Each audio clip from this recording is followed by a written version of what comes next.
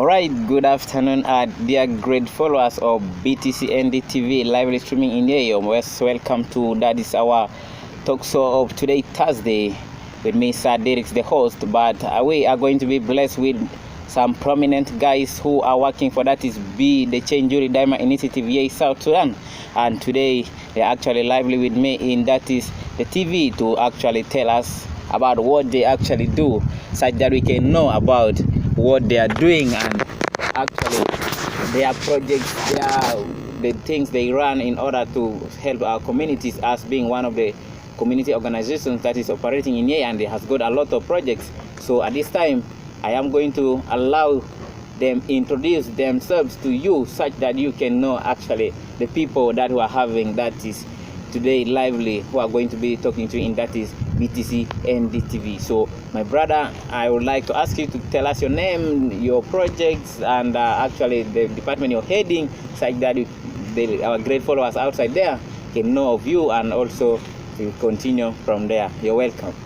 All right, thank you so much. I am called Joseph Yengatu, working with the Be the Change as the education program manager, and the project I'm basically holding or working with is the projects of education.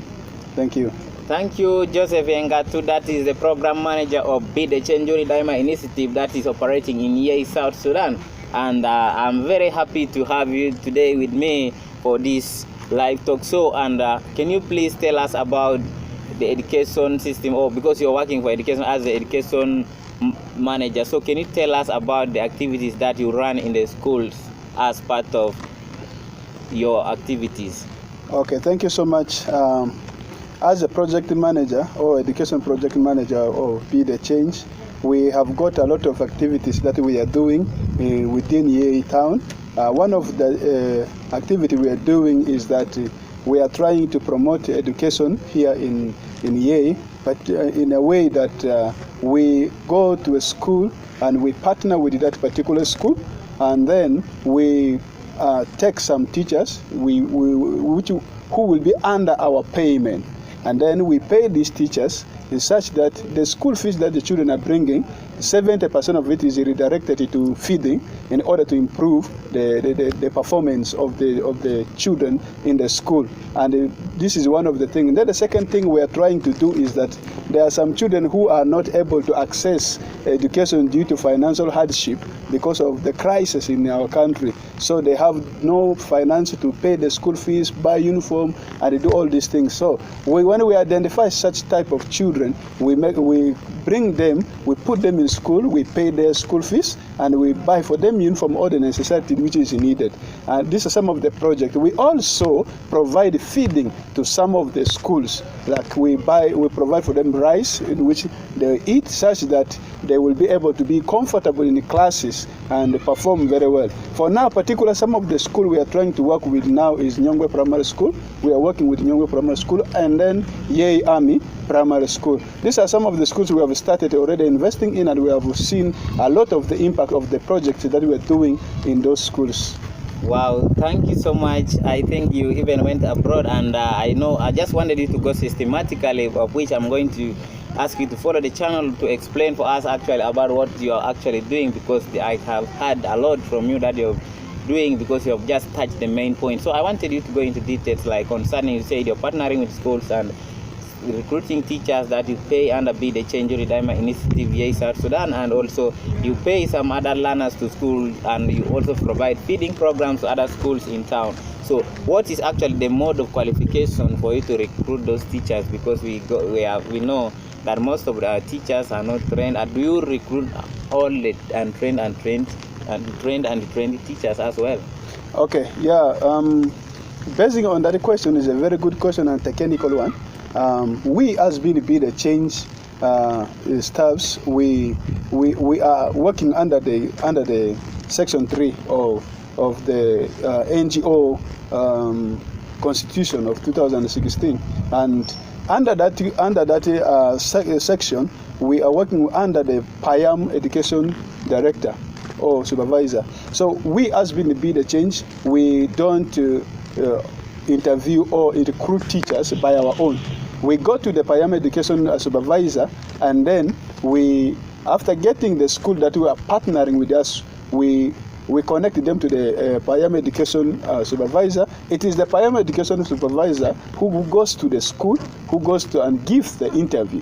And of course, basing on your question, we have two categories of teachers we employ. We have the untrained and the trained teachers. And then the untrained, after us employing them, and then we do for them what we call capacity building training for the untrained teachers, so that they will know what to deliver to the children. I think basically this is how we do. We go on the ground, we get the teachers, then we take them to the Payam Education Supervisor, and then they go and interview them. Those who qualify, then they give us the list, and then we work with them. Wow, thank you so much, and that has really amazed me, and I believe also our great followers are going to be enjoying to actually activities, your mode of recruitment and qualifications that you take always.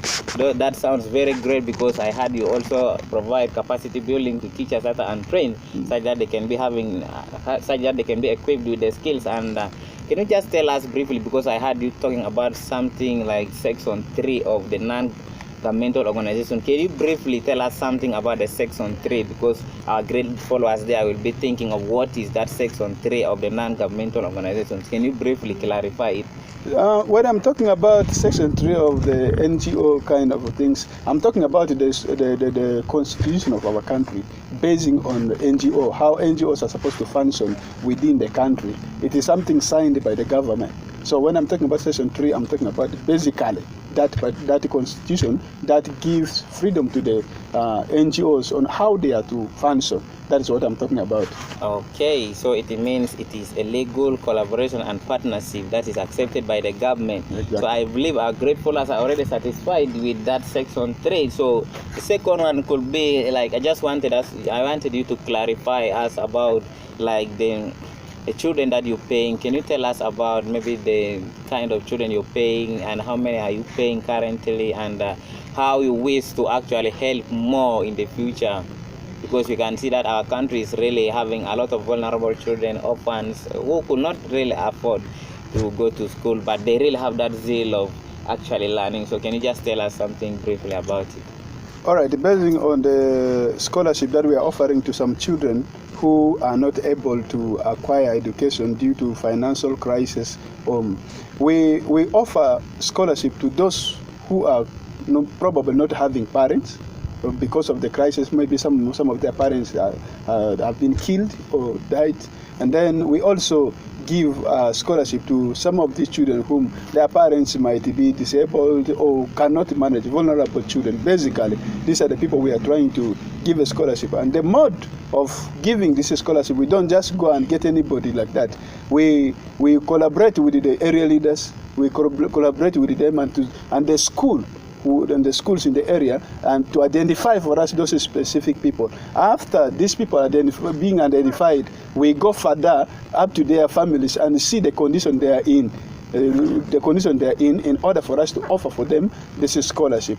And this is what we are doing, because there are many vulnerable people in this country. Because of the crisis, most of them, their parents are killed and they have no access to education. But now we already have a number of children, like around, we are already 10 plus. We have around 15 children that we are already sponsoring in our program. But that is not the limit we have. But it is because of the financial status that we have, our finance that we have now, that can cater for them right now. But we have a broad vision of seeing that there are most of the guys still in the area. Most of the children are still suffering in the area. They are not moving to school. We want to reach them. But we are working here and there to see that when we get finance, we can be able to support these children in order for them to access education and to transform their life. Wow, thank you so much. That actually sounds great, and I believe in the future God can help you out to get more fundings in order to support many who are unable to access education. So lastly, I just want you to tell us briefly about like the schools that you've like sponsoring them through feeding and other things. Actually, what do you think they feel about it, and are there any other good testimonies from that feeding? Because you know that most of our schools in Yei, South Sudan, they don't feed, and actually doing a very good initiative of providing feeding such that it can make learners be comfortable after when they have eaten to learn in the class. So what do you think they are saying about it? Is there any other thing that has come up from it that you have really achieved? Absolutely, absolutely. There are a lot of testimony that we have got from this program of feeding in these schools. Like for these two schools that we are sponsoring, or we are giving them feeding. Let's talk about Nyongwe Primary School. Last year when we come to Nyongwe and we started supporting Nyongwe with the feeding and other things, children the pupils were in number around 630 children who are in that school. But when we initiated the program of feeding in that school, and because of the feeding, it improved the performance of the children. Right now, as I talk to you, we have around 870 children who are enrolled this year, which is a very positive result that we have got from that. And it is because of the feeding. Children want to eat and feel good in the class. So that is why we have got such a result. And then in Yei Army is the same thing we have there now. Because of the feeding that we also gave them, we are able to see that children have come many in the school. Now it is reducing the number of illiteracy in the country. And remember that is one of the goals that we have of the organization. The name of the organization is Be the Change. We want to create a change in the country. Then how can we create that change in this country? The change is to empower education. When we empower education, that is when we can see changes, where these children who are vulnerable, who cannot access education, they access education. And then some of these youths, they do what they're doing, not because they want to do, some of them, but because they have not got an opportunity to study, an opportunity to be at school. So when we give them this opportunity to go to school, they will be transformed in the school. And then when they come, we shall really see the changes we want to see in this country. Thank you so much. And I believe really education is the key, as there is always a say from the great men that if you wanted to downfall a nation, just destroy the education system. And I believe if you strengthen the education system, you're going to raise this nation, South Sudan. And I thank you so much for the initiatives that you're actually doing in that is Yei South Sudan, for that good work that you're doing actually. And briefly, I just wanted you to, as being the implementing agent of that is Be the Change Jury Daima here in Yei South Sudan, what could be your words of appeal to our donors who are abroad?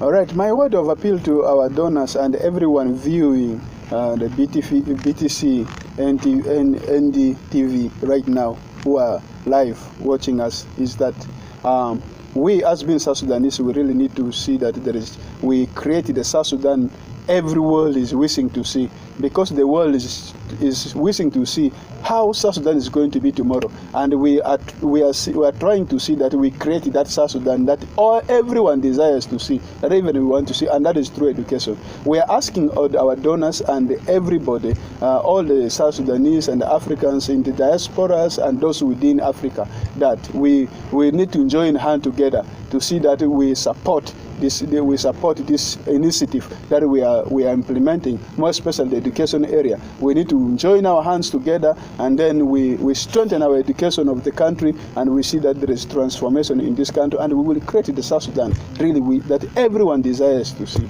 I think this is what I can give to everyone who are watching us live now.